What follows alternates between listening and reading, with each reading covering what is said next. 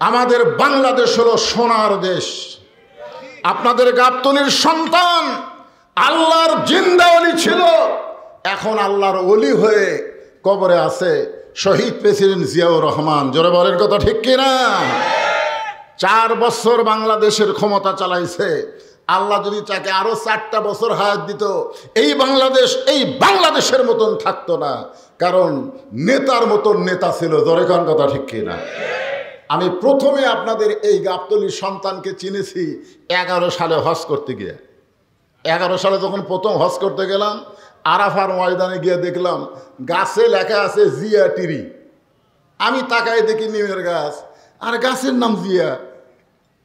তখন আমাকে একজন বলল, বাংলাদেশের শহীদ প্রেসিডেন্ট জিয়াউর রহমান আরাফার ময়দানে সমস্ত গাছ লাগাইছে, ওই নিমের গাছে যখন বাতাস লাগে মনে হয় বাতাসটা জান্নাত থেকে আল্লাহ হাজী সাহেবদের গায়ে বাহায়া দিচ্ছে। জোরে খান সুবহানাল্লাহ।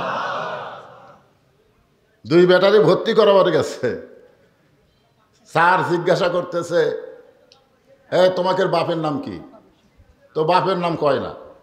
আবার জিজ্ঞাসা করেছে বাপের নাম কি? মায়ের দিকে তাকাইছে, মা তখন বলছে বলো। তো বলছে আমাদের বাপের নাম জিয়াউর রহমান। তো স্যার বলতেছে এটা কোন জিয়া? এটা কি প্রেসিডেন্ট জিয়া? তখন বলতেছে তো তোমরা প্রেসিডেন্ট জিয়ার সন্তান হয়ে তোমরা বাপের পরিচয় না দিয়া কয় আব্বা পরিচয় দেওয়া নিষেধ করছে। আপনি শুনবার চাইছেন সেই জন্য বললাম। তো তোমাদের গায়ে এরকম পুরাতন শার্ট কেন?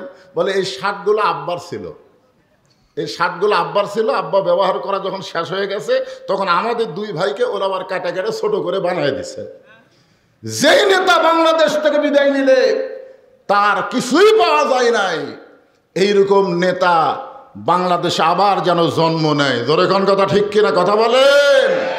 আপনাদের গাবতলীর সন্তান ভাইজান, আমাদের বিশ্ব নেতা বিশ্বনবী জান্নাতের মধ্যে গিয়ে আমাদের কথা বলে না। আমরা সেই নবীর প্রতি দরুদ শরীফ পড়েছি, নবীকে নবী হিসাবে পাওয়ার কারণে একটু শুকরিয়া তান জবান খুলে বলি আলহামদুলিল্লাহ। আমরা আল্লাহর প্রশংসা করার আর একটা কারণ হলো যে কোরআন থেকে আপনারা তাফসির শুনবেন। এই কোরআনের মধ্যে কোনো সন্দেহ, জোরে বলা লাগবে, এই কোরআনের মধ্যে কোনো ধোঁকা, এই কোরআনের মধ্যে কোনো গোঁজামিল। বর্তমানে যে সংবিধান দিয়ে আমাদের বাংলাদেশ চলতেছে, এই সংবিধানের মধ্যে সন্দেহ এ নাই। কে করল রে? যে সংবিধান দিয়ে আমাদের বাংলাদেশ চলতেছে, এই সংবিধানের মধ্যে সন্দেহ, গোঁজামিল, ধোঁকা। সেই সংবিধানকে কতগুলো নেতা বলে পবিত্র সংবিধান। যেই সংবিধান একটা মানুষ লিখেছে, সেই শালা এক ওয়াক্ত নামাজও পড়ে না, নাম হলো ডক্টর কামাল। ওই লেখলো সংবিধান, তার নাম হলো পবিত্র সংবিধান। আর পবিত্র সংবিধান মানুষের তৈরি করে না, পবিত্র সংবিধান হলো আমার আল্লাহর দেওয়া কোরআন। জোরে বলেন কথা ঠিক কিনা? আমি সেই পবিত্র সংবিধান কোরআন থেকে ছোট্ট একটা সূরা আপনাদের সামনে আজকে তাফসির করব। সূরাটার নাম হলো সূরা আসর। জোরে বলেন নাম কি? খুব খেয়াল করবেন। আসর মানে সময়। বর্তমান সময় কেমন? এই যে একটা ছেলে দেখেন সামনে বসে আমার দিকে টক টক করে তাকায় আছে, আর দেখলাম 2টা ছেলে, আমি কথা শুরু করতে লাফ দিয়ে উঠে গেল। ওরা 2 জন উঠে গেল, ই বসে থাকলো, ই আবার ভুলকা ভুলকি করতেছে। কারণ কি? না, আমার কাছে এক মা এসে বলছে যে হুজুর আমার সন্তান কান্দে, একটু দোয়া পড়ে দেন। তো আয়াতুল কুরসি পড়ে ফুঁক দিলাম, ওর কান্না আরো বাড়া গেল। 2 দিন পরে এসে বলতে দোয়া দিয়ে কাম হবে না, একটু পানি পড়া দেন। আমি সূরা ফাতিহা, সূরা ফালাক, সূরা নাস পড়ে ফুঁ দিয়ে 1 গিলাস পানি দিলাম, যাও খাওয়াও। পানি খাওয়ানোর 2 দিন পরে এসে বলতে হুজুর বর্তমান সময়ে দোয়া দরুদের দাম নাই। আপনার ফুঁ দিয়েও কান্না থামেনি, দোয়া দিয়েও কান্না থামেনি। আমার মনটা খুবই খারাপ হলো। আল্লাহ কিন্তু সময়ের শপথ করলেন, ওয়াল আসর মানে সময়ের শপথ। আমি চিন্তা করলাম কি সময়, যেই সময় দোয়া দরুদ দেওয়া সন্তানের কান্না থামে না। কয়েক মাস পরে ওই মেয়েটার সঙ্গে আমার দেখা হয়ে বললাম, মা তোমার সন্তান কি আগের মতোই কান্দে? না হুজুর আর কান্দে না। তাহলে কোন দোয়া দিয়ে কান্না থামলো? কয় না, যখনই কান্দে মোবাইল চালু করে দেয়। আমার সন্তান মোবাইল ছাড়া ভাতও খায় না, মোবাইল চালু না করলে কান্নাও থামে না। আমি তখন বললাম, মা তুমি সত্যি করে বলো তো, তোমার এই সন্তান কি নর্মালে হচ্ছে না সিজার করে হচ্ছে, সত্যি করে কও। তখন বলতে যে হুজুর এটা কেন শুনতেছেন? আমি বললাম আমার শোনা দরকার, কারণ বক্তা মানুষ তো একটু শোনা দরকার, কারণ বাস্তব কিছু ওয়াজ কোরআনের সঙ্গে না মিলাইয়া করলে মানুষকে বোঝানো যাবে না। জোরে কোন কথা ঠিক কি না? তখন বলল হুজুর সিজার কর। আমি বললাম এই জন্যই তোমার সন্তান এরকম হয়েছে, কারণ নরমালের সন্তান হলে সন্তান বেয়াদব হবে না, আর সিজার করা সন্তান যারা তারা অস্থির হবে, তারা স্থির থাকবে না।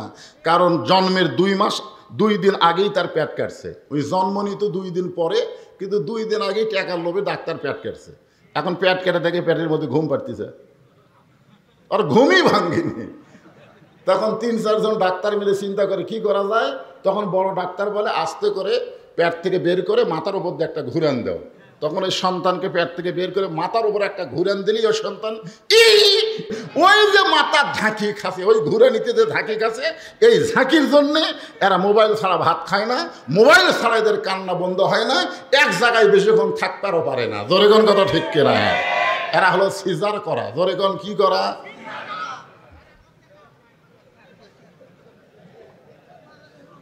আল্লাহ তাআলা সময়ের শপথ করে বললেন ওয়াল আসর, সময়ের শপথ। সময় অত্যন্ত গুরুত্বপূর্ণ একটা বিষয়। 15 বছর হাসিনার সময় ছিল। জোরে কোন কথা ঠিক কিনা? এখন হলো ডক্টর ইউনূসের সময়। তারপরে আবার আসবে আর একটা দলের সময়। এই জন্যে দেখেন সময় কি জিনিস। আব্দুল আলিম প্রথম যখন এই গানটা গাইছিল সময়ের গান, তখন আমি বুঝবার পারিনি, ছোট ছিলাম তো, কিন্তু এই বুড়া বয়সে এসে বুঝতেছি, আমার ভাইও বুঝবে। মিশে মায়ায় বন্দি থাইকা করলাম কত খেলা, পশ্চিমে তাকায়া দেখো তোমার ডুইবা গেছে বেলা। দেখছেন আসরের নামাজের পর থেকে মাগরিবের নামাজ পর্যন্ত যে বেলাটা থাকে, কত সময়? সূরাটার নাম কি? আসর। তাহলে আসর নামে একটা নামাজও আছে, আছে না নাই? আসরের নামাজের পরে মাগরিব পর্যন্ত সূর্যের পাওয়ার কম না বেশি? এত পাওয়ার কম, আস্তে আস্তে ডুবে যাচ্ছে। আমরা যারা এখানে বসেছি অনেকের জীবনের আসরের সময় এসে গেছে, মাগরিব হতে আর দেরি নাই, অল্প সময়ের মধ্যে তার হায়াতের সূর্য ডুবে যাবে। জোরে কোন কথা ঠিক কি না? এখন যুবকেরা বলতেছে হুজুর তাহলে হামাকের সময় কি? তোমরা না হয় খুব বেশি জোহর হস, তোমরা না হয় জোহর যৌবন কাল পাস, যৌবন পায় কি? প্রত্যেক দিনে দিনে সময় তোমার হায়াত থেকে কমে যাচ্ছে। আমরা ছোটবেলায় একটা গান শুনছিলাম, সবাই বলে বয়স বাড়ে, আমি বলি কমে রে। আপনারা বলেন তো দিন দিন আমাদের হায়াত বাড়তিছে না কমতিছে? যতটুকু হায়াত আল্লাহ দিয়েছিলেন সে হায়াত থেকে প্রত্যেকটা মুহূর্ত আমাদের হায়াত কমে যাচ্ছে। আল্লাহ সময়কে অত্যন্ত গুরুত্বপূর্ণ বিষয় দেখে সময়ের শপথ করে আল্লাহ বললেন ইন্নাল ইনসানা লাফি খুসর, নিশ্চয়ই মানুষগুলো ক্ষতির ভিতরে, নিশ্চয়ই মানুষগুলো ক্ষতির ভিতরে। এ কথা বললেন কে? অথচ আপনারা বলেন তো আল্লাহ যত সৃষ্টি আছে সমস্ত সৃষ্টির ভিতরে আল্লাহ সবচাইতে ভালোবাসেন কাকে? কথা কয় না। এই মানুষের কথা বলতে যায় আল্লাহ 4টা শপথ করছেন। কয়টা? 4টা শপথ করছেন। 1 নম্বর শপথ হলো ওয়াত্তিন, 2 নম্বর হলো জাইতুন, 3 নম্বর হলো তুরি সিনিন, 4 নম্বর শপথ হলো ওয়াহাজাল বালাদিল আমিন। তারপরে আল্লাহ বললেন লাকাদ খলাকনাল ইনসানা ফি আহসানি তাকবীর। আল্লাহ মানুষের কথা বলতে গিয়া 4টা শপথ করে বললেন মানুষকে আমি সর্বোত্তম আকৃতি দিয়ে সৃষ্টি করেছি। বলেন সুবহানাল্লাহ। যেই মানুষকে আল্লাহ এত সুন্দর করে সৃষ্টি করলো সেই মানুষ জাহান্নামে যাক, এটা আল্লাহ চায়? চায় না বলেই তো আল্লাহ বলেছেন ইন্নাল ইনসান লাফি খুসর, কারণ সন্তানকে বাবা ভালোবাসে, যার কারণে সন্তানের খালি ক্ষতিই দেখে বাপ। এই তুই যে ব্যবসা করতেছিস, তোর কি লাভ হবে? এই তোর কি ব্যবসা লাভ হবে? বেটা বলে বাবা, যত লোক দোকানে যায় সবাই বলে দোকানে লাভ হবে, আর আপনি বাবা হইয়া এ কথা কেমনি বলেন? বাপ বলতেছে ওরা তো দয়া করে না, ওরা বাকি খাইয়া তোর দোকান ধ্বংস করে দিবি, আর আমি বাবা হয়ে তোর দোকান করি, দয়া করি, বর্তমান পরিবেশে তোর দোকান ধ্বংস হয়ে যাবে। ধরে কোনো কথা ঠিক কি না? তো বর্তমান যে সমাজ চলতেছে, যে পরিবেশ চলতেছে, এই পরিবেশের দিকে লক্ষ্য করে আল্লাহ বলতেছেন ইন্নাল ইনসান লাফি খুসর, নিশ্চয় মানুষগুলো ক্ষতির ভিতরে। এই ক্ষতির ভিতরে মানুষ থাকুক, এটা আমার আল্লাহ চায়। যার কারণে আল্লাহ বললেন ইল্লাল্লাযীনা আমানু ওয়া আমিলুস সলিহাতি ওয়া তাওয়াসাউ বিল হক ওয়া তাওয়াসাউ বিস সবর। এখানে কয়টা বিষয় আছে? খুব মনোযোগ দিয়ে শোনা লাগবে। কয়টা? 4টা বিষয়। 1 নম্বর হলো ঈমান। 1 নম্বর কি? আমাদের বাংলাদেশে শতকরা কত ভাগ মুসলমান? এটি কয় 85, এটি কয় 90, এটি কয় 95। আচ্ছা, আমি 90 ভাগই ধরলাম। তাহলে বাংলাদেশের শতকরা 90 ভাগ যদি মুসলমান হয়, হিন্দু কয় ভাগ? হিন্দু কয় ভাগ? হিন্দু খালি হিন্দু আছে 10 ভাগের মধ্যে, খালি হিন্দু আছে, হিন্দু আছে, খ্রিস্টান আছে, ইহুদি আছে 5 ভাগ। এই 5 ভাগ হিন্দুর কাছে দুর্গা পূজার যায় মুসলমান, অনেক মুসলমান নেতা বেঈমান হয়ে গেছে। জোরে কর কথা ঠিক না? মনে করতেছে 5 ভাগের ভোট না হলে আমরা এমপি হবার পারবো না, এখন পূজা রোজা সব এক করে ফেলে দিছে। জোরে কর কথা। হায় হায় হায়, আপনারা হিন্দু করে চেনেন? চেনেন? ভোট দিবি এরা ভারতপন্থী ছাড়া, ভারতের দালাল ছাড়া অন্য কোন দলকে এরা ভোট দিবে না। মুখে মুখে যাই বলুক, তলে তলে ওরা ঠিক আছে। জোরে কোন কথা ঠিক, কথা বলেন, কথা বলা লাগবে ভাইজান। শতকরা 90 ভাগ মুসলমান, কিন্তু ইমানদার কয়জন? এই জন্য আল্লাহকে ইমানের কথা বললেন। 1 নম্বর হলো ইমান। আমাদের অধিকাংশ মুসলমানের ইমান ঠিক নাই। ধরে কান কি নাই? কথা বলা লাগবে। ইমান ঠিক নাই। সাহাবারা জিজ্ঞাসা করলেন ইয়া রাসূলুল্লাহ, যে ইমান সম্পর্কে আল্লাহ 1 নম্বরে বললেন, সেই ইমান সম্পর্কে আমাদের বুঝায় দেন। আল্লাহ রাসূল বললেন ইকরার বিল লিসান, তাসদিক বিল জিনান, আমল বিল আরকান, এরই নাম হলো ঈমান। জবানে বলতে হবে লা ইলাহা ইল্লাল্লাহ, শুধু জবানে বললে হবে না, কলিজার মধ্যে জায়গা দেওয়া লাগবে। শুধু কলিজার মধ্যে জায়গা দিলে হবে না, আমল বিল আরকান, এই ঈমান অনুযায়ী আমল করা লাগবে। আপনারা বলেন তো, ঈমান অনুযায়ী ঈমানকে রক্ষা করতে গেলে 1 নম্বর যে আমল করা লাগবে তার নাম কি? একজন দুইজন করলেন কেন? কারা কারা মাগরিব এশার নামাজ পড়েননি? যদি বলে হাত তোলেন। বলবো না, বলবো না। যেই যুবকেরা গোরস্থানের জন্য মাহফিল করতেছে, এরাই হয়তো অনেকে নামাজ পড়েনি।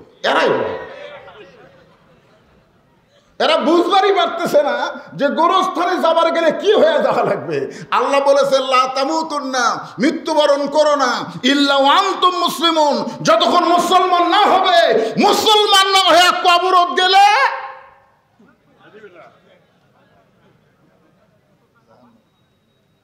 এই জন্য বলতেছি, কারা কারা মাগরিব এশার নামাজ পড়েননি তারা খালি নিজের বিবেক দিয়ে চিন্তা করেন যে ফজরের আগে যদি আপনি মরে যান, মাগরিব এশা পড়েননি, ফজরের আগে আপনি মরে গেছেন, দুনিয়ার কত মানুষ আপনার জানাজা করলে আপনি বেহেশত যাবেন? এ কথা কয় না কেন? কত মানুষ? গোটা বাংলাদেশের সমস্ত হুজুর যদি আপনার জানাজা পড়ে, তারপরেও আপনি জান্নাতে যাবেন না। কারণ লা সালাত আলা ঈমানা, যার নামাজ নাই তার ঈমানই নাই। একটা বেঈমানের জানাজা করে কোনো লাভ হবে না। জোরে কোন কথা ঠিক কি না? এই জন্য ইমাম মালিক রহমতুল্লাহ আলাইহি বলেছেন, তোমরা যদি জানতে পারো এই লোকটা ইচ্ছা করে সারা জীবন বেনামাজি ছিল, ও মরে গেলে ওর খবর কি? না না, ইমাম মালিক রহমতুল্লাহর নাম শুনছেন? উনি বলেছেন ছাত্রদেরকে যে একজন বেনামাজি মরে গেলে তোমরা কি করবা? তো ছাত্র বলে, হুজুর আপনি বলেন আমরা কি করব? বলে, রাস্তার যদি একটা কুত্তা মরে তোমরা কি করো? তখন বলে, রাস্তায় যদি কুকুর মরা যায় তো কুকুর পচে দুর্গন্ধ হবে, এই জন্যে রাস্তা দিয়ে যারা যায় তারা চিন্তা করে এই কুকুর পচার আগেই এর পাও দড়ি লেগে টাইনা লিয়ে যায় একটা ওয়া জাগাত পুঁতে থো। জোরে কোন কথা ঠিক কিনা? ইমাম মালিক বললেন, একজন বেনামাজি মারা গেলে ওই কুকুরের চাইতে বেশি কিছু করা যাবে না। ওকে গোসল করানোর দরকার নাই, ওরে কাফন পরানোর দরকার নাই। যে অবস্থায় মরেছে ওই অবস্থায় ওকে খাটনিতে না তুলে টাইনে লিয়ে যায় কবর খুঁড়ে না গর্ত খুঁড়ে একটা বেনামাজিক দাফন করে দাও, ওই এলাকায় আর কোনোদিন নামাজের ওয়াজ করা লাগবে না, এমনি সবাই নামাজি হয়ে যাবে। জোরে কোন কথা ঠিক কিনা? করছেন কোনদিন? আমল বিল আরকান, ইমানের 3 নম্বর বিষয় হলো ইমান অনুযায়ী আমল করা লাগবে। ইমান অনুযায়ী আমল করতে গেলে 1 নম্বর আমলের নাম হলো নামাজ। 1 নম্বর আমলের নাম কি? এখন এই নামাজ, আমার লালু ভাই বলল বেনামাজিকে ভোট দেবেন না, নামাজিকে ভোট দেবেন। কথাটা আমার খুবই ভালো লাগলো। আজ পর্যন্ত বাংলাদেশে এত জায়গায় ওয়াজ করলাম, কিন্তু কোন নেতা নামাজিকে ভোট দিও বেনামাজিক দিও না এই কথা আজকেই প্রথম আমার লালু ভাই বলছে। এই যে মিডিয়া আছে সব মিডিয়াত কিন্তু রেকর্ড হচ্ছে। আমার ওয়াজ কিন্তু খালি একের ওয়াজ এটি থাকবি না, গোটা বিশ্ব ছড়াই যাবি। জোরে কর কথা, ঠিক কথা বলে। এই জন্য লালু ভাইয়ের জন্য প্রাণ খুলে দোয়া হবে ইনশাআল্লাহ। উনি অবশ্য একটা কথা বলেছেন যে আমাদের দলের নেতারা বেনামাজি নাই।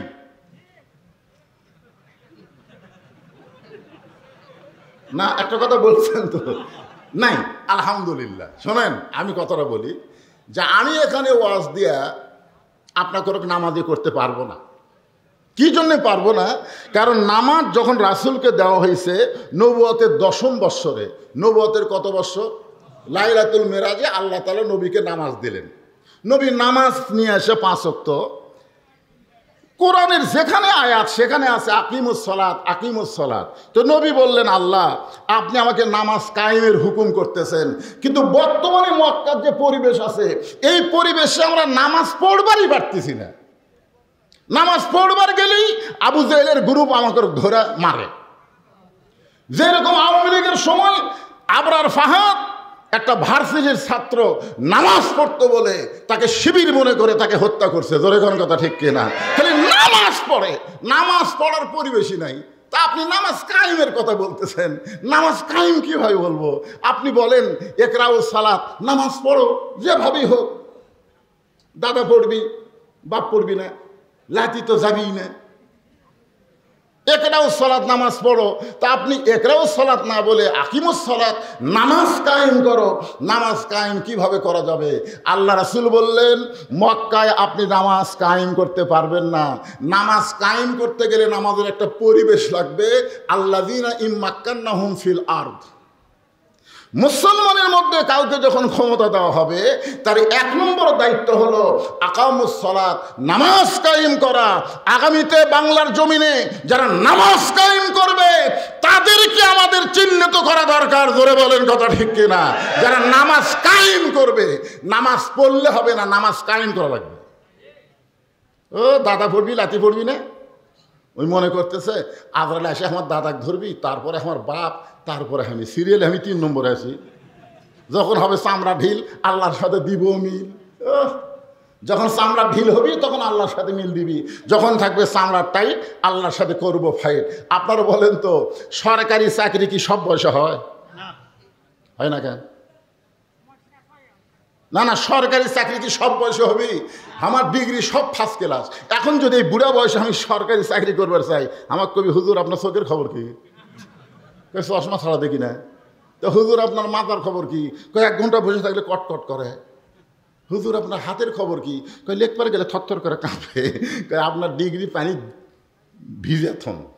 এই বুড়া বয়সে এই ডিগ্রি যতই ভালো থাক আপনার চাকরি হবে না। তো সরকারি চাকরি করতে গেলে যেমন একটা সরকারি বয়স লাগে, নামাজ আদায় করতে গেলে তেমন একটা বয়স লাগবে। সব বয়সে নামাজ ধরলে আল্লাহ নামাজ কবুল করবে না। এই জন্য বলেছে 7 বছর থেকে নামাজের তালিম দাও, 10 বছর থেকে জোর করে নামাজ ধরাও। জোরে কোন কথা ঠিক কিনা? তুমি সারা জীবন অন্যায় করে বুড়া বয়সে নামাজ ধরে এখন আর পারে না, সিএল লেগেছে মসজিদে, এখন আর পারে না। বুড়া বয়সে সিএল মসজিদের সামনে কাতারত বসেছে। কে রে পাগলা জানিস? এই জানিস জামাতে নামাজ পড়ার 1 নম্বর শর্ত হলো কাতার সোজা করা, আর কাতার সোজা করার শর্ত হলো পায়ের গোড়ালির সঙ্গে গোড়ালি মিল করা। জোরে কর কথা ঠিক কিনা? তো তুমি যে চেয়ারে বসেছো তোমার পায়ের গোড়ালি কুটি গেছে। যৌবন বয়স শয়তানক দিয়া ওই বুড়া বয়সে চেয়ার লিয়া। আরে কোন মসজিদ আছে সেটা পরের কথা। যেই কাতারে চেয়ার থাকবে ওই কাতারে নামাজ হবে, কিন্তু সে একটা জামাতের সওয়াব পাবে না। জামাতের সওয়াব যে 27 গুণ, সে 27 গুণ যদি সওয়াব নিবার চান চেয়ার ভাঙ্গে গুঁড়ো করে দেওয়া রাখবে। জোরে কর কথা ঠিক কিনা? হ্যাঁ, জামাতে নামাজ পড়া কয় গুণ সওয়াব? তো জামাতের নিয়ম কি আপনারা জানেন না? কাতার বেঁকা করা না সোজা করা? কাতার ফাঁক করা না বন্ধ করা? আল্লাহ কোরআনে বলেছেন লা ইউকাল্লিফুল্লাহু নাফসান ইল্লা উসাহা। তোমার কষ্ট হবে এমন কিছু আমি আল্লাহ তোমাকে চাপাই দেই নাই। তুমি যদি 7 বছর পর্যন্ত সরকারি চাকরি করতে পারো, তুমি মনে করো না যে তোমার চাকরি শেষ হয়ে গেলে তোমার বেতন বন্ধ। মরা পর্যন্ত সরকার তোমাকে পেনশন দেবে, কারণ তুমি যৌবন সরকারকে দিছো বলে। বুড়া বয়স সরকার দয়া করে তোমাকে পেনশন দেবে। যে লোকটা যৌবন বয়সে নামাজ পড়েছে, বুড়া বয়সে যদি চেয়ার ছাড়া নামাজ পড়বার না পারে, ওকে আর জামাতে নামাজ পড়া লাগবে না। ও যেখানেই নামাজ পড়বে সেখানে আল্লাহ পেনশনের সওয়াব দিয়ে দিবে। জোরে কোন কথা ঠিক কিনা? আপনি মনে করেন সরকার পেনশন দিয়ে পারে, আল্লাহ পারে না? তো এই জন্যে খুব খেয়াল করেন ভাই। যখন নামাজের কথা কছে এটা শোনার পর থেকে আমার নামাজ কিভাবে কায়েম হবে আগে সেই কাম করা লাগবে ভাইজান। খালি নেতা নামাজ চললে হবে না রে, নামাজ কায়েমের বিল উত্থাপন করা লাগবে। জোরে কোন কথা ঠিক কিনা? নামাজ না পড়লে খালি পাশার কাপড় তুলে 5টা করে বাড়ি, প্রতি ওয়াক্তে করে যদি 5টা করে বাড়ি বসায়, আজান দিলে বাইরে ঘুরবি। এই জন্য আল্লাহ রাসূল বললেন আমল বিল আরকান। ইমানের 3য় ব্যাখ্যা হলো ইমান অনুযায়ী আমল করতে হবে। সূরা আসরে বলা হচ্ছে ওয়া আমিলুস সলিহা, নেক আমল করা লাগবে। এখন নেক আমল যদি আপনি করতে চান, আপনি একটা ভালো আমল করতে চান, আপনি মসজিদের সামনে কাতারে নামাজ পড়বেন। আপনি বাড়ি থেকে নিয়ত করছেন আজকে আমি সামনে কাতারে তাকবীরে উলার সাথে নামাজ পড়ব, এইরকম নিয়ত করছেন। আপনারা বলেন তো নিয়ত ভালো না খারাপ? কিন্তু আপনার বাড়ি থেকে মসজিদ হলো 100 গজ দূরে।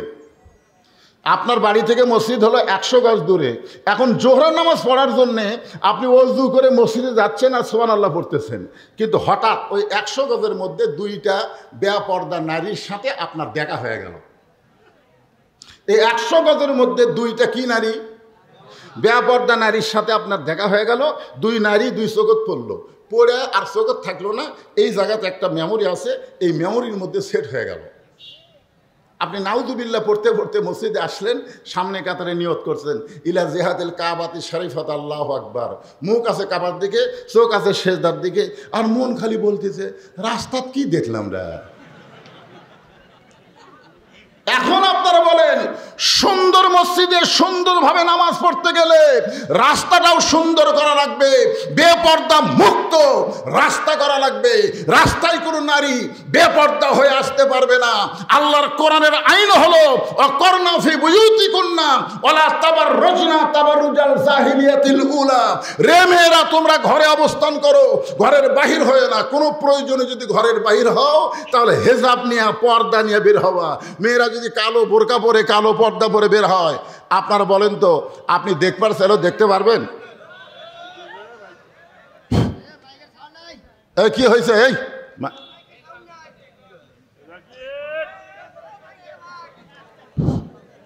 হবে সাউন্ড হবে, আপনারা অধৈর্য হয়ে না, তোমরা দেখো, খেয়াল করো, একটু জিকির করেন, লা ইলাহা ইল্লাল্লাহ, লা ইলাহা, লা ইলাহা ইল্লাল্লাহ, লা ইলাহা ইল্লাল্লাহ, লা ইলাহা ইল্লাল্লাহ, লা ইলাহা, লা ইলাহা ইল্লাল্লাহ মুহাম্মাদুর রাসূলুল্লাহ সাল্লাল্লাহু আলাইহি ওয়াসাল্লাম। এখন আপনারা বলেন, রাসূলের একটা হাদিস, আর দায়ুসু লা ইয়াদখুলুল জান্নাহ, দায়ুস কোনোদিন জান্নাতে যাবে না।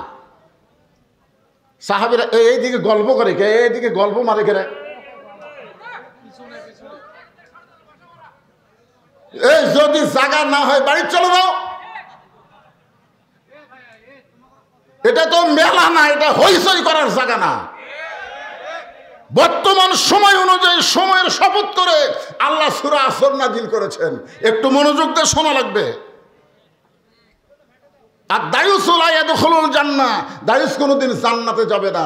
সাহাবারা জিজ্ঞাসা করলেন, ইয়া রাসূলুল্লাহ, দায়ুস কোন নারী?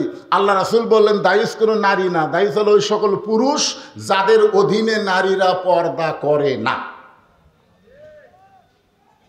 আল্লাহ রাসূল ফাতেমাকে ডাক দিলেন। ফাতেমা যখন কাছে আসলেন, আল্লাহ রাসূল বললেন, ফাতেমা, তোমার কি কখনো মনে হয় যে তোমার বাবা বিশ্ব নবী বলে আল্লাহ তোমাকে জান্নাত দিবে? ফাতেমা বলতেছে, বাবা, আমার সবসময় মনে হয় আমার বাবা বিশ্ব নবী, এই ওসিলায় আল্লাহ আমাকে জান্নাত দিবে। আল্লাহ রাসূল চোখের পানি বের করে বললেন, ফাতেমা, তুমি বড় ভুল বুঝেছো মা। তোমার বাবা বিশ্ব নবী বলে আল্লাহ তোমাকে জান্নাত দেবে না। জান্নাতে যাইতে গেলে তোমাকে জান্নাতের আমল করে জান্নাতে যেতে হবে।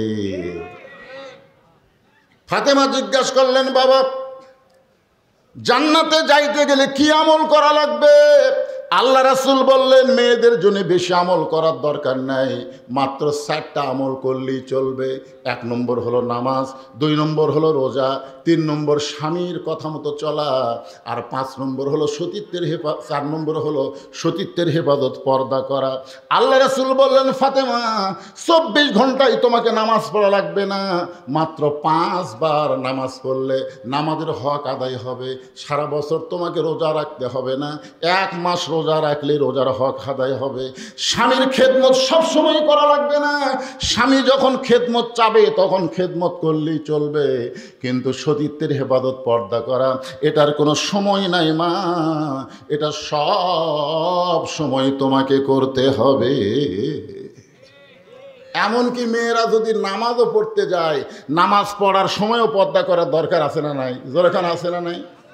সঙ্গে সঙ্গে ফাতেমা এরকম মাথায় ঘোমটা দিয়ে বললেন, বাবা, আজ থেকে, এই মুহূর্ত থেকে আমি ফাতেমা পর্দার ভিতরে ঢুকে গেলাম। নবীর মেয়ে ফাতেমা এমনভাবে পর্দার আমল করা শুরু করলেন, একসময় আল্লাহ তাআলা নবীকে জানাই দিলেন, ওগো নবী, আমি ফাতেমার পর্দা দেখে খুশি হয়ে তাকে একটা ডিগ্রি দিয়ে দিলাম, সাইয়্যিদাতুন নিসাই আহলিল জান্নাহ, ফাতেমাতুজ জোহরা। আমি আল্লাহ তাআলা আপনার মেয়ে ফাতেমার পর্দা দেখে খুশি হয়ে তাকে জান্নাতি নারীদের নেত্রী ঘোষণা করে দিলাম।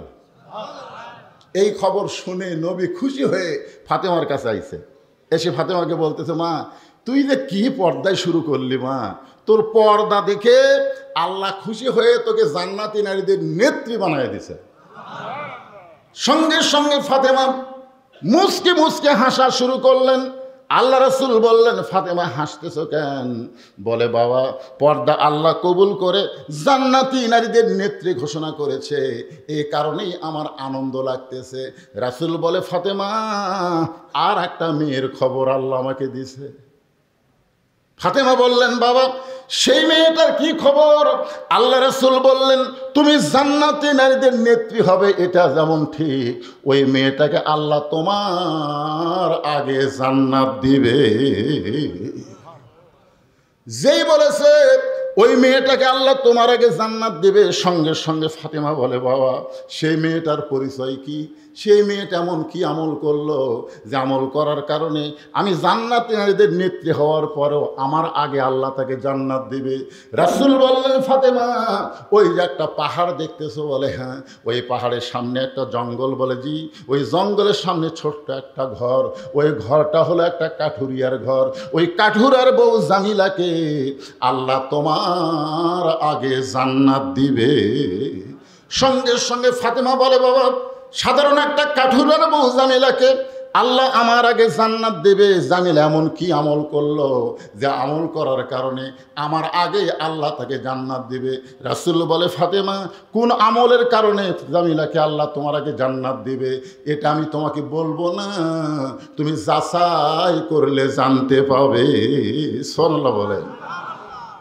কি আমলের কারণে জামিলাকে আল্লাহ তোমার আগে জান্নাত দিবে এটা আমি বলবো না, তবে তুমি যাচাই করলে জানতে পারবে। ফাতেমা বললেন, আমি জানতে চাই। পরের দিন আসরের নামাজের পরে ফাতেমা চুপি চুপি ওই কাঠুরার বিবি জামিলার বাড়ির দিকে রওনা দিয়েছে। জামিলার বাড়ির দরজা দিয়ে ডাকতেছে, ও কাঠুরার বউ জামিলা, আমি নবীর মেয়ে ফাতেমা তোমার বাড়ির দরজায়। জামিলা ছোট বাচ্চার মতো কাঁদতেছে। ফাতেমা বলে, জামিলা কান্দো কেন? জামিলা বলতেছে, আমার সারা জীবনের সাধনা নবীর মেয়ে ফাতেমাকে এক নজর দেখতে চাই, একটা নজর দেখতে চাই। ফাতেমা বললেন, তাহলে দরজা খুললেই তো আমার সঙ্গে তোমার দেখা হবে, তোমার কান্নাকাটির কোনো দরকার নাই। জামিলা বলতেছে, আমি দরজাটা কেমনে খুলবো? কারণ আমার স্বামী কাঠুরিয়া কাঠ বিক্রি করতে গেছে বাজারে, স্বামী এখন বাড়িতে নাই, আর স্বামীর হুকুম ছাড়া ফাতেমার জন্য দরজা খুলতেও আমি ভয় পাই। যেই বলছে স্বামীর হুকুম ছাড়া ফাতেমার জন্য দরজা খুলতে আমি ভয় পাই, সঙ্গে সঙ্গে ফাতেমা পিছন দিকে 2 ধাপ চলে যাচ্ছে। ওরে বাবা রে, একটা মেয়ে মানুষের সঙ্গে দেখা করবে, তাও বলে আবার স্বামীর হুকুম লাগবে। জামিলা বলতেছে, আপনি যদি চান আমার সঙ্গে দেখা করতে বা আমার বাড়িতে ঢুকতে, তাহলে আগামীকাল এই সময় আসেন। কারণ আমার স্বামী কাঠ বিক্রি করে রাত্রে যখন বাড়িতে আসবে, স্বামীর কাছ থেকে আমি হুকুম নিয়ে রাখবো। স্বামী আমাকে হুকুম দিলে আগামীকাল এই সময় আপনি আসবেন, আপনার জন্য দরজা খুলে দিব। ফাতেমার আকর্ষণ আরও বেড়ে গেছে, আর বাড়ির মধ্যে ঢোকাই লাগবে। এমন কি আমল করে আমার নিজের চোখে দেখাই লাগবে, যে আমলের কারণে আমার আগে আল্লাহকে জান্নাত দিবে। ফাতেমার আকর্ষণ বেড়ে গেছে।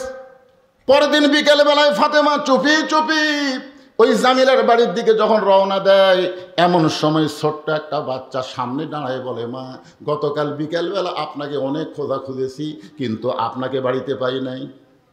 আজকেও চোরের মতন চুপি চুপি আপনি কোথায় যাচ্ছেন মা? আমি আপনার সঙ্গে যাবার চাই।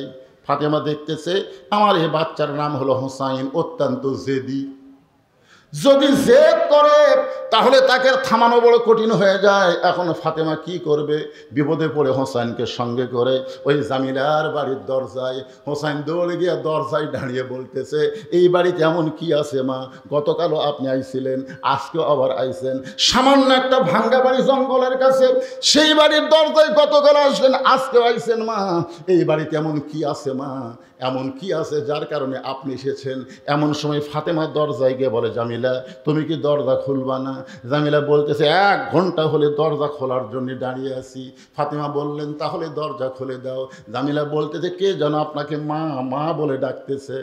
ওই বাচ্চা নিয়ে যদি ঢুকতে চান তাহলে আজকের মতো আপনি ফেরত যান, কারণ আমার স্বামী শুধু আপনার ব্যাপারে হুকুম দিয়েছে, আপনি একটা বাচ্চা নিয়ে আসবেন, বাচ্চার ব্যাপারে স্বামীর হুকুম তো আমি নেই নাই। সঙ্গে সঙ্গে হোসাইন দরজাতে একটা লাথি মারছে। দরজায় লাথি মেরে বলতেছে, এই মেয়েটা অত্যন্ত খারাপ মেয়ে, যেই মেয়েটা আমি হোসাইন থাকার কারণে ঘরের দরজা খোলে না, এই মেয়ের মতন খারাপ কোনো মেয়ে দুনিয়াতে নেই। সঙ্গে সঙ্গে ফাতেমা হোসাইনকে বুকের মধ্যে নিয়ে কপালে একটা চুমা দিয়ে বলতেছে, বাবা তুমি যে মেয়েটাকে খারাপ বলতেছ, তোমার নানা বলেছে ওই মেয়েটা তোমার মায়ের আগে জান্নাতে যাবে। তুমি যেই মেয়েটাকে খারাপ বলতেছো, তোমার নানা বলেছে ওই মেয়েটা তোমার মায়ের আগে জান্নাতে যাবে। সঙ্গে সঙ্গে হোসাইন মায়ের হাত ধরে বলতেছে, মা তাহলে খামাখা এই জায়গায় থেকে কোনো লাভ নাই, আসল জায়গায় যেতে হবে। ফাতেমা বলতেছে হোসাইন আসল জায়গা আবার কোনটা? হোসাইন বলতেছে তুমি না চিনলেও আমি চিনি। জোরে কোন সুবহানাল্লাহ। আপনারা চেনেন? বহু বছর আগের আব্দুল আলিম একটা কইছিল, মনে হে বড় আশা ছিল আমি যাব মদিনায়, মনে হে বড় আশা ছিল আমি যাব মদিনায়। দিনাজপুরের আলেমের আব্দুল আলিমকে বলল, আব্দুল আলিম তুমি বোকা, তুমি বোকা, এই বোকা হওয়ার কারণে তুমি এমন করে বলতেছো। আব্দুল আলিম বলতেছে কি বলা লাগবে? আলেমরা বলতেছে আপনি বলেন, মনে হে বড় আশা ছিল আমি যাব মক্কা মদিনায়। আপনি মক্কা বাদ দিয়ে শুধু মদিনার কথা বলতেছেন। আব্দুল আলিম বলতেছে মক্কার কোনোই দাম নাই, মক্কার কোনোই দাম নাই। কয় আব্দুল আলিম বেঈমান হয়ে গেছে, মক্কার কোনো দাম নাই। আব্দুল আলিম গায়ক হয়ে বেঈমান হয়ে গেছে। সঙ্গে সঙ্গে আব্দুল আলিম কোরআন থেকে তেলাওয়াত করলেন, কুল হে রাসূল আপনি বলেন, ইন কুনতুম তুহিব্বুনাল্লাহ ফাত্তাবিউনি ইউহিব্বুকুমুল্লাহ ওয়া ইয়াগফির লাকুম যুনুবাকুম ওয়াল্লাহু গফুরুর রহিম। যদি নবীকে তুমি হাত করতে পারো, যদি নবীকে তুমি ইত্তেবা করতে পারো, নবীকে যদি অনুসরণ করতে পারো, তাহলে শুধু মক্কা নয়, মক্কার মালিক আল্লাহ পর্যন্ত তোমার হয়ে যাবে। ধরে কোন কথা ঠিক কি না? নবী যখন মদিনায় ছিল, যেদিন মক্কা বিজয় হলো, যেদিন মক্কা বিজয় হলো না, সেদিন সাহাবীরা বললেন, এ রাসূলুল্লাহ বহু বছর ধরে আমরা কাবা তাওয়াফ করতে পারিনি, আজকে একটু কাবা ঘর তাওয়াফ করব। আল্লাহ রাসূল বললেন চলো যাই। নবী আল্লাহর কাবা ঘর তাওয়াফ করতেছেন, 7 পাকে এক তাওয়াফ। কয় পাকে? 4 পাক দেওয়ার পরে নবী ব্রেক করলেন। সাহাবীরা বললেন, হুজুর আপনি না আমাদের বললেন 7 পাকে এক তাওয়াফ, তো 4 পাক দিয়েই ব্রেক করলেন কেন? আল্লাহ রাসূল বললেন, আমরা কি কানা নাকি? আমরা কি কানা? কাবা না দেখে আমরা তাওয়াফ করব না। কাবার যখন দরজা আছে, তাহলে কাবা দেখার সুযোগ আছে না নাই? যখন আছে না নাই? 4 পাক দেওয়ার পরে নবী কাবা ঘরের দরজা খুলে দেখে কাবার ভিতরে 360টা মূর্তি। ওমর ফারুক বলতেছে, ছি ছি, কাবার ভিতরে মূর্তি ঢুকলো কেমনে? আল্লাহ কি করলো? গাজার মুসলমানকে যে হারে মারতেছে ইহুদিরা, আল্লাহ কি করতেছে? ছোট ছোট বাচ্চাদেরকে ওরা হত্যা করতেছে, আল্লাহ কি ঘুম পাড়তেছে নাকি? মসজিদ কার ঘর?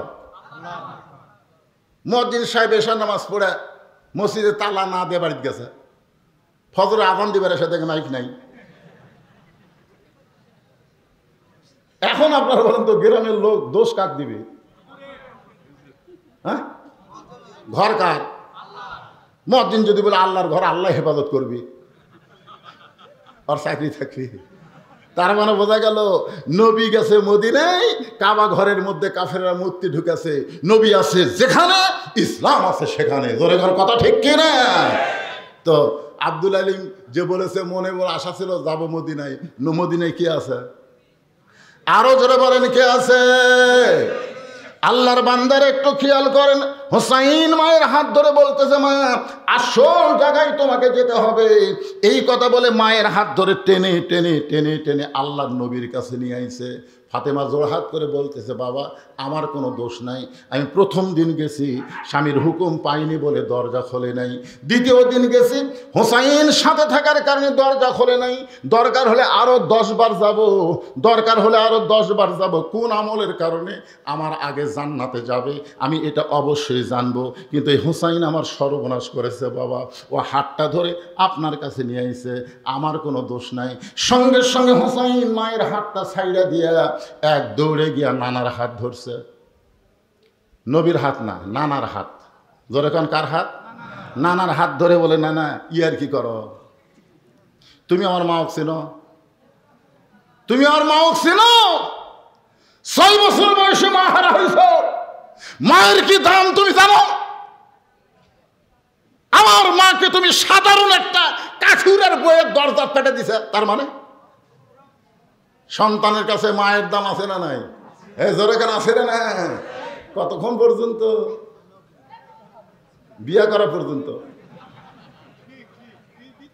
যেই বিয়ে করছে বউ কি বুদ্ধি দিছে, তোমার মা বুড়ি খালি সবসময় কুটকুট কুটকুট করে, ওই বইয়ের বুদ্ধি শোনা মা বার করে দিছে। এরকম সন্তান আছে না নাই? জোরে করে আছে না নাই? দরকার হলে বউ তালাক হবে, বউ মরিয়া যাবে, কিন্তু মায়ের দিকে চোখ তুলে তাকানো যাবে না। জোরে কোন কথা ঠিক কি না? তুমি জানো না মায়ের পায়ের তলে সন্তানের জান্নাত। তুমি যত হজ করো, নামাজ পড়ো, তোমার মা যদি কষ্ট পায় তুমি কোনোদিন জান্নাতে যাবার পারবা না। সাধারণ 2 টাকা বইয়ের কারণে মায়ের কলিজায় কষ্ট দেওয়া যাবে না, যাবে না, যাবে না। জোরে কোন কথা ঠিক কি না?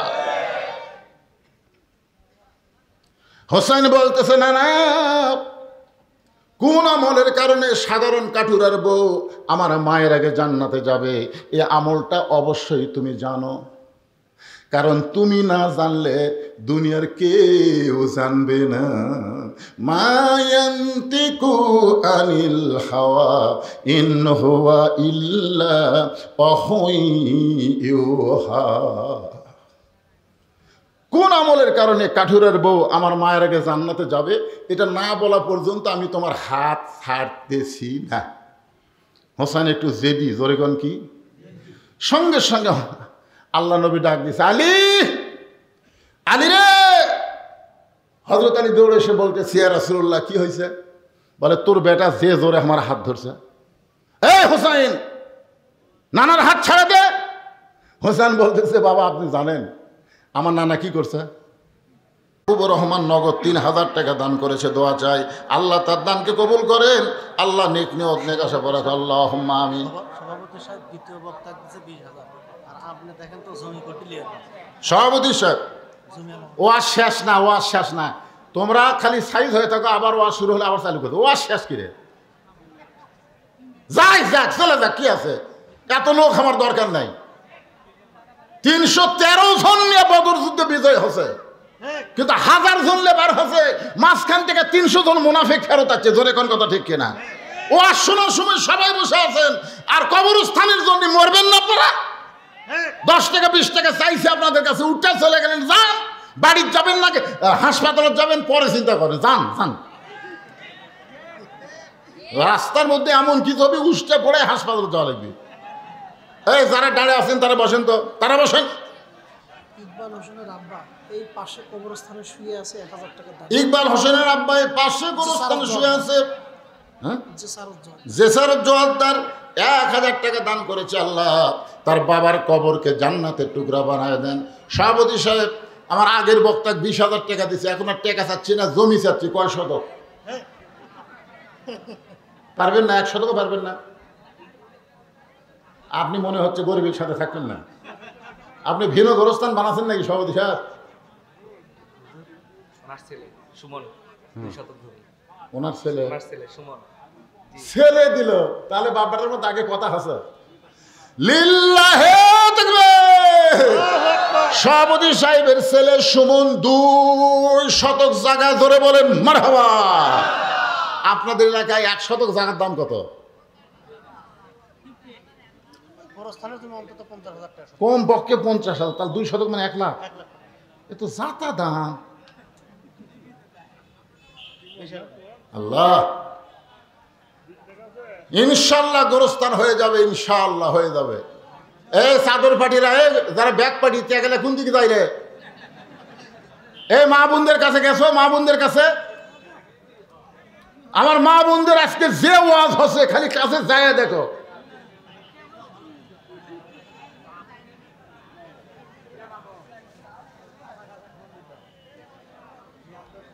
একটু জিকির করেন, লা ইলাহা ইল্লাল্লাহ, লা ইলাহা বলতেছি। যারা পিছনে আছেন সামনের দিকে আসেন, আসেন বাবা আসেন। আমি বাকি ওয়াজ করতেছি, একটু সামনে আসেন, জিকির করেন আর সামনে আসেন। সামনে ফাঁকা থিয়া পিছনে বসে লাভ নাই, শয়তান বসবে। এজন্য সামনে জিকির করেন। এক জায়গাতে আপনি বসেছেন, ওই জায়গা আপনার সাক্ষী হয়ে গেছে। আর এক জায়গায় বসতেছেন, ওই জায়গাও আপনার জান্নাতের সাক্ষী হবে, কারণ এটা জান্নাতের বাগান। যত জায়গায় বসবেন প্রত্যেক জায়গা আপনার জন্য একটা সাক্ষী হয়ে যাবে। জোরে কারণ সুবহানাল্লাহ। এই জন্য জিকির করেন আর সামনে আসেন। লা ইলাহা ইল্লাল্লাহ, লা ইলাহা ইল্লাল্লাহ, লা ইলাহা ইল্লাল্লাহ লা ইলাহা ইল্লাল্লাহ লা ইলাহা ইল্লাল্লাহ লা ইলাহা ইল্লাল্লাহ লা ইলাহা ইল্লাল্লাহ মুহাম্মাদুর রাসূলুল্লাহ সাল্লাল্লাহু আলাইহি সাল্লাম। মোকামতলা থেকে একজন 1000 টাকা দান করছে। মোকামতলা থেকে একজন এসে এখানে মনে আত্মীয় স্বজনের বাড়িতে এসে 1000 টাকা দান করেছে। আল্লাহ তার দানকে কবুল করেন। আর একজন আল্লাহর বান্দা 200 টাকা দান করছে। আল্লাহ দানকে কবুল করেন। আল্লাহুম্মা আমিন। আল্লাহ রাসূল বলেন, আলী ফাতেমা হলো পর্দানিশী। এ আমার মায়েরা বোনেরা যারা পর্দায় আছেন শোনেন, আল্লাহ পর্দানিশীকে এত ভালোবাসে, ফাতেমার ওড়না দুনিয়ার কোনো মানুষ কিনবে এটা আল্লাহ পছন্দ করে নাই। কারণ একটা পর্দানিশী মেয়ের ওড়না দুনিয়ার কোনো মানুষ কিনবে এটা আল্লাহ পছন্দ করে? জোরে কোন করে? ফাতেমা পর্দানিশী বলে আল্লাহ ফাতেমাকে এত ভালোবাসে, একজন ফেরেশতাকে মানুষ বানায়া সেই ফেরেশতা খরিদ্দার হয়ে 6টা দিরহাম দিয়া তোমার কাছ থেকে ওড়না কিনে ওই ওড়নাটা আমার আল্লাহ জান্নাতের মধ্যে রাইখা দিয়েছে। আলী তুমি যখন 6টা দিরহাম নিয়ে হাসান হোসেনের জন্য খাবার কিনতে গেলে তখন আল্লাহ ওই ফেরেশতাকে ডাক দিল, ফেরেশতা জান্নাতের মধ্যে ওড়না থুয়ে তুমি আমার কাছে আসো। ফেরেশতা যখন কাছে আসলো আল্লাহ বলেন, ফেরেশতা আবার ফকির হয়ে আলীর কাছে যাওয়া লাগবে, আবার ফকির হয়ে আলীর কাছে যাওয়া লাগবে। ফেরেশতা বলতেছে, আল্লাহ কেন? বলে যে 6টা দিরহাম আমি আল্লাহ দিয়েছি ওই 6টা দিরহাম আমার বড় দরকার। ফেরেশতা বলে, আল্লাহ সন্তানগুলো না খেয়ে আছে, আর না খাওয়া সন্তানের জন্য খাবার কিনতেছে, আর এখন ওই টাকা যদি আপনি চান তাহলে তার সন্তানের কি হবে? আল্লাহ বলে, ফেরেশতা লিয়াবলুয়াকুম আইয়ুকুম আহসানু আমালা, আমি আল্লাহ পরীক্ষা করব সুন্দর আমলের জন্য আলীর কাছে তার সন্তানের দাম বেশি না আমি আল্লাহর কোরআনের দাম বেশি। যা যা আলীর কাছে যা। আলী রে, ওই ফেরেশতা ফকির সাইদা তোমার কাছে যখন ভিক্ষা চায় তুমি আল্লাহর কোরআনকে দাম দিলা। আম্মা সাইলা ফালা তানহার, সাইলকারীকে খালি খালি ফেরত দেওয়া যাবে না। তুমি যখন 1টা টাকা দিবার চাইলা তখন কোরআন বলল ওয়াফাইলাইকুম, কেউ যদি দেয় আল্লাহ তাকে আবার ফিরিয়ে দেয়, কেউ যদি 1 দেয় আল্লাহ তাকে 10 দিয়ে দেয়। তুমি যখন 6টা দিরহাম তাকে দিয়ে দিলে, আলী তোমার মনের মধ্যে ঈমান বলতেছে 6টা দিরহাম দিলে আল্লাহ আমাকে 60 দিরহাম দিবে, এখন 60 দিরহাম কেমনি দিবে? ওই ফেরেশতাকে আল্লাহ বললেন যে উটের পিঠে চড়ে ফাতেমা জান্নাতে যাবে ওই উটটা যাও আলীর কাছে 100 দিরহামে বাকি বিক্রি করো। ওই ফেরেশতা উটওয়ালা হয়ে তোমার কাছে 100 দিরহামে বাকিতে উটটা বিক্রি করলো। আবার ওই ফেরেশতাকে আল্লাহ খরিদ্দার করে 160 দিরহাম দিয়ে উটটা কিনে উটওয়ালারে 100 দিরহাম দিয়া বাকি 60টা দিরহাম দিয়ে 2 বস্তা খাবার তুমি কিনেছো। ফাতেমা বলতেছে, বাবা আমি কিন্তু দানের ওয়াজ শুনতে আসি নাই, আমি শুনতে চাই কোন আমলের কারণে ওই কাঠুরের বউ জামিলা আমার আগে জান্নাতে যাবে। কোন আমলের কারণে কাঠুরের বউ জামিলা আমার আগে জান্নাতে যাবে? আলী বলতেছেন, ফাতেমা শুনতে গেলে ধৈর্য ধারণ করা লাগবে। শোনো, তুমি সাইদাতুন নিসায়ে আহলেল জান্নাহ, জান্নাতি নারীদের নেত্রী হওয়ার কারণে আল্লাহ তোমাকে উটের পিঠে করে জান্নাতে নিয়ে যাবে। জোরে কোন সুবহানাল্লাহ। আল্লাহ তোমাকে সবাইকে হেঁটে হেঁটে জান্নাতে নেবে, কিন্তু আল্লাহ তোমাকে নেত্রী হওয়ার কারণে উটের পিঠে করে জান্নাতে নিয়ে যাবে। এখন জান্নাতের উট যাইতে যাইতে ওই তো সামান্য দূরেই জান্নাত, কিন্তু উটটা হঠাৎ ব্রেক করবে।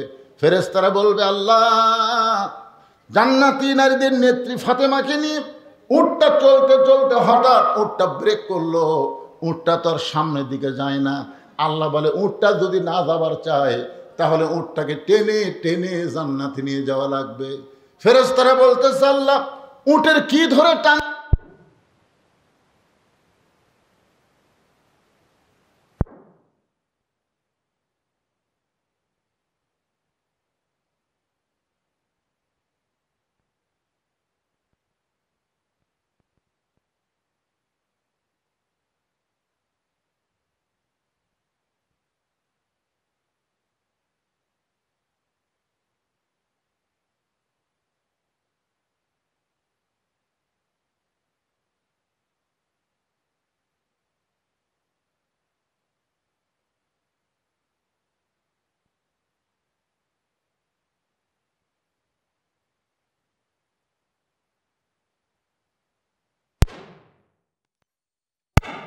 আমার বউটা তো আল্লাহ ফেরত দেয় না রে। এই জন্য কাঠুরার বউকে বলবে জামিলা আয় আয়, আমার সাইদা তো নেশায় আহলের জান্নাহ ফাতেমার উটের ওই যে অন্যার অংশটা ধরে টেনে টেনে জান্নাতে নিয়ে যাও। আলী বলে ফাতেমা তুমি মনে করবে আমি জান্নাতে যাচ্ছি, আমি নারীদের নেত্রী হয়ে উটের পিঠে চড়ে জান্নাতে যাচ্ছি, আসলে তুমি জান্নাতে যাচ্ছ। কিন্তু আল্লাহর হিকমত হলো উটের পিঠ থেকে তোমার পা জান্নাতে পড়ার আগে ওই কাঠুরার বইয়ের পা জান্নাতে আগে যাবে। সঙ্গে সঙ্গে ফাতেমা বলে আল্লাহ, যে মেয়েরা পর্দার ভিতরে থাকবে আর যে মেয়েরা স্বামীর কথা মতো চলবে ওই সকল মেয়েদেরকে ফাতেমা জামিলার সঙ্গে আল্লাহ জান্নাত দিও। আমার যারা মায়েরা ওয়াজ শুনতে আইছে, আপনার সত্যি বলেন তো মায়েদের ওয়াজকে আজকে হয়েছে কি হয় নাই?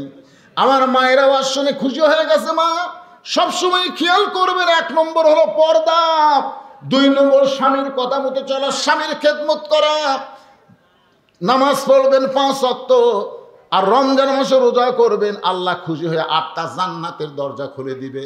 ওয়া আমিলুস সলিহা, পুরুষের 1 নম্বর নেক আমল হলো নামাজ, আর নারীদের 1 নম্বর নেক আমল হলো পর্দা। 3 নম্বর হলো অতাওয়াসাউ বিল হক, আল্লাহ বলতেছেন হক কথা বলতে হবে, হক পথে চলতে হবে। যেমন হক কথা বলে 13 বছর জেলখানায় আল্লামা সাইদি হুজুর, জোরে বলেন কথা ঠিক কিনা? আপনারা একটা সত্যি কথা বলেন, আপনি যে দলই করেন, আওয়ামী লীগ করেন, বিএনপি করেন, জাতীয় পার্টি করেন আর জামাত করেন, যেই দলই করেন, বাংলাদেশের সমস্ত বক্তার ওয়াজ যদি এক পাল্লায় দেওয়া হয় আর আল্লামা সাইদি হুজুরের ওয়াজ যদি এক পাল্লায় দেওয়া হয়, আপনারা বলেন তো কার ওয়াজে হক কথা বেশি আছে? জোরে বলেন কার ওয়াজ? তাহলে অতাওয়াসাউ বিল হক, হক কথা বলার জন্য আল্লামা সাইদিকে 13 বছর জেলখানায় বন্দি করে রেখেছে। এই হক কথা বলার জন্যে জেলখানা থেকে হাসপাতাল নিয়ে গিয়ে তাকে হত্যা করেছে। তারপরেও হক কথা বলতে হবে। হক কথা বলতে গিয়া অনেক হক আলেমদেরকে বিনা অপরাধে জেলখানায়, অনেককে বিনা অপরাধে ফাঁসি দিয়েছে। জোরে কোন কথা ঠিক কিনা? শুধুমাত্র হক কথা বলার জন্যে, হক পথে চলার জন্যে। এই জন্য সূরা আসরের 3 নম্বর বিষয় হলো অতাওয়াসাউ বিল হক, 4 নম্বর বিষয় হলো অতাওয়াসাউ বিস সবর। এই হক কথা বলতে গেলে আপনার ওপর নানা রকম বিপদ আপদ মুসিবত আসবে। এই জন্য আল্লাহ বলতেছেন অতাওয়াসাউ বিস সবর, ধৈর্য ধারণের নির্দেশ করতে হবে। আপনাদের ধৈর্য ধারণ করার একটা উপমা দিচ্ছি।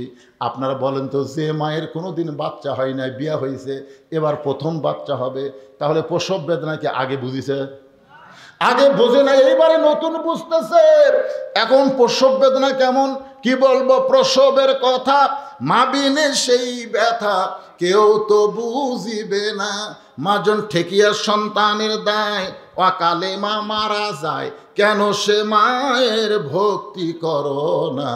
এমন দরদি ভবে কেউ হবে না আমার মা গো। যেই প্রসব বেদনা উঠেছে তখন মা চিল্লায় বলতেছে মরে যাবো, বিষ খাবো, গলার দড়ি দিব, এই জীবন আর রাখবো না। মানে প্রথম যে, বুঝতেছেন না, জীবনের প্রথম কি বলতেছে তা ঠিক নেই। দাদি নানি হাসতে হাসতে দৌড়ে গিয়ে ধাক্কায় ঘরের মধ্যে চলেছে। এই কি, কিসের গলার দড়ি দেওয়া রে, কিসের বিষ খাওয়া, কিসের মরা রে? মায়ের পায়ের তলে সন্তানের জান্নাত। একটু কষ্ট যদি সহ্য না করিস, বাপের পায়ের তলে তো সন্তানের জান্নাত না, জান্নাত হলো মায়ের পায়ের তলে। জোরে কর কথা ঠিক কিনা? সব ঘরে বসো, জোর করে বিছানা শোয়া দিয়া ঠান্ডা পানির মধ্যে নরম কাপড় চুবড়াইয়া কপালে দিয়া বলে অতাওয়াসাউ বিস সবর, ধৈর্য ধর, ধৈর্য ধর, মা হবি। যখন করে ওঠে, এই রাস্তার ধারত বাড়ি রে, তুই যে হারে চিল্লাচিল্লি করতেছিস, রাস্তা দিয়ে মানুষ যাচ্ছে আর করছে, ওই বাড়ির এক মেয়ে মানুষের বাচ্চা হচ্ছে, গোটা পাড়া জানলো রে, গোটা পাড়া জানলো রে। ধৈর্য ধর, ধৈর্য ধর। উনি তখন দাঁতের উপর দাঁত দে, দাঁতের উপর দাঁত দে ই করতেছে। এইদিকে দাদি আর নানি ধাইমাক বলতেছে মার টান, মার টান, মার টান, বুঝতেছেন না? যেই টান মারছে এত ব্যথা হয়েছে, ব্যথার চোটে মা বেহুশ হয়ে গেছে। মা বেহুশ হয়ে পড়ে আছে। সন্তানকে গোসল করানোর পরে ওই মায়ের বুকের উপর যখন সন্তান রাখা দিছে, সঙ্গে সঙ্গে মা হুঁশ ফিরে পাইয়া হাত দিয়া সন্তানকে বুকের উপরে নিয়ে কপালে একটা চুমা খায়। দাদি রানী তিরস্কার করে বলে, এরই জন্যই গলার দড়ি দিবার চাইলি, এরই জন্যই বিষ খাবার চাইলি, এর চুমা খাসকান লাত্তি মারা ফেলা দে। মা তখন বলে, দাদি ও দাদি গো, সন্তান বুকে আসলে প্রসব ব্যথার কথা আর মনে থাকে না। 15 বছর বাংলার মুসলমান প্রসব বেদনার মতন নানা ধরনের কষ্ট পাইছে যারা প্রকৃত মুসলমান। জোরে কোন কথা ঠিক কিনা? প্রসব বেদনার পরে যদি সন্তান বুকে পাইয়া মা যদি কষ্ট ভুলে যায়, আমরা এত কষ্টের পরে আগামীতে আমরা যদি আল্লাহর কোরআনের পার্লামেন্ট দেখতে পাই, কোরআন যদি সংসদে যায়, মা সন্তান পাইয়া যেমন প্রসব বেদনা ভুলে যায়, আমরা কোরআনের শাসন পাইলেও তেমন সব ব্যথা ভুলে যাব। জোরে বলেন কথা ঠিক কিনা? আল কোরআনের আলো ঘরে ঘরে দিয়ে কাম হবে না, বলা লাগবে সংসদে জালো। আল কোরআনের আলো, কোরআন হাদিস যেখানে, দুনিয়ার মুসলমান লিল্লাহে তাকবীর। মানুষের সংবিধান দিয়ে মুসলমান ঈমান রক্ষা করতে পারবে না। মুসলমানের ঈমান আমল রক্ষা করতে গেলে আল্লাহর কোরআনের সংবিধান লাগবে। জোরে কোন কথা ঠিক? আপনি বললেও ঠিক, না বললেও ঠিক। আমরা যদি কোরআনের শাসন না চাই, আমরা না চাইলেও একদিন বাংলার জমিনে কোরআনের শাসন চালু হবেই। যদি আপনি নাও চান তাও হবে, আমিও যদি না চাই তাও হবে। হবে কি হবে না ভাইজান? আল্লাহ তাআলা আমাদের আজকের আলোচনা যুবকদের জন্য আমরা প্রাণ খুলে দোয়া করব। যেই যুবকেরা কষ্ট করে মেহনত করে আসছে, জানেন না আপনারা, জুম্মার নামাজের পর থেকে হাতি পেশাব করার মতন 40 মিনিট আমার এলাকার বৃষ্টি হয়েছে। 40 মিনিট ঘড়ি ধরে। আমি মনে করছি আজকের মাহফিল বাতিল বাতিল বাতিল। এত বৃষ্টির পরেও মাহফিল হবে না। আপনার বগুড়াতেও বৃষ্টি হয়েছে, এই সাইডে শেরবুদ্দি, কিন্তু আপনাদের এই এলাকাটা আল্লাহ বৃষ্টি মুক্ত করেছে। কারণ হলো এই যুবকদের চাওয়া আল্লাহ কবুল করেছে। আমরা দোয়া করি যুবকদের জন্য, এরা যেন 5 ওয়াক্ত নামাজি আল্লাহ কবুল করে। ধরে কারণ আমিন। হ্যাঁ, এখনই দোয়া হবে, এখনই এই মুহূর্তে দোয়া হবে। আর কেউ উঠবেন না ভাই, আমরা সকলে মিলে একটু দোয়া করব। মহিলা প্যান্ডেল থেকে 8,875 টাকা। আচ্ছা, মাশাআল্লাহ। মহিলা প্যান্ডেল থেকে মেয়েরা 8,875 টাকা দান করেছে। মায়েরা যে দান করেছে কষ্টের দান, আল্লাহ মায়েদের দানকে কবুল করুক। জোরে কোন আমিন। আস্তাগফিরুল্লাহ রাব্বি মিন কুল্লি। এই ছেলেরা, এই 2 ছেলে লাভ উঠলো কেন? বসো, তোমাদের জন্যই তো মোনাজাত হবে রে পাগলারা। বসো। আর দোয়া মুখলিবাত সব আছে, মাথা নাই, চিনবেন কেমনে? দোয়াটা হচ্ছে মাথা, বোঝেন না? মাথা সবই আছে। একটা লোক মরে গেছে, সব আছে, হাত আছে, পা আছে, সব আছে, কিন্তু মাথা নাই। বারে কে মরল রে? চেনা যাচ্ছে না। তা আপনার এখানে এত রাত আসনে মোনাজাত না করে গেলে আর মাথা নেই রে, আর মাথা নেই, কুটি গেছিল রে। মাথা না থাকলে যা হয়। আর দোয়া মুখলিবাত এই জন্য দোয়া হবে। সবাই ইস্তেগফার পড়ো। আস্তাগফিরুল্লাহ রাব্বি মিন কুল্লি জামবি ওয়া আতুবু ইলাই, লা হাওলা ওয়ালা কুওয়াতা ইল্লা বিল্লাহিল আলিয়্যিল আযীম। আল্লাহুম্মা আমিন। আব্দুল হান্নান জোয়ারদার মৃত, ওনার ছেলে রাসেল 50,000 টাকা দান। আব্দুল হান্নান জোয়ারদার মৃত, ওনার ছেলে রাসেল মোনাজাতের সময় 50,000 টাকা দান করেছে। আল্লাহ তার দানকে কবুল করে তার বাবার কবরকে জান্নাতের টুকরা বানিয়ে দিন। আল্লাহ কঠিন গরমের ভিতরে তোমার পাগল বান্দাবান্দিরা এখন প্রায় রাত 12:30 বাজতেছে, দীর্ঘ সময় পর্যন্ত জান্নাতের বাগানে বসে বসে কোরআন হাদিসের আলোচনা শোনার শেষে আমি গুনাহগারের সঙ্গে রহমতের দরজায় ফকির হয়ে দোকানে হাত তুলেছি। আল্লাহ মেহেরবানি করে আজকের মাহফিল আমাদের সকলের হেদায়েতের জন্যে, নাজাতের জন্যে, জান্নাতের জন্যে আল্লাহ কবুল করে নাও। এই মাহফিলের শুরু থেকে শেষ পর্যন্ত যে আলোচনা হয়েছে আল্লাহ, এর মধ্যে যদি ত্রুটি হয়, ভুল হয়, মাফ করে দাও। এর যা হাদিয়া মঞ্জুর করো। সোনার মদিনায় নবী পাকের রওজা মোবারকে আল্লাহ কবুল করো। তামাম আম্বিয়া কেরাম আসহাবে কেরাম, তাবিনী কেরাম, তাবা তাবিনী কেরাম, তামাম পৃথিবীর মাটির নিচে যত মুমিন মুমিনা শুয়ে আছে আল্লাহ সকলে আরওয়াহ ফরেহা দিয়ে কবুল করো। আল্লাহ আমরা যারা হাত তুলেছি আমাদের জনম দুঃখনী মা বাবা যাদের কবরবাসী হয়ে গেছে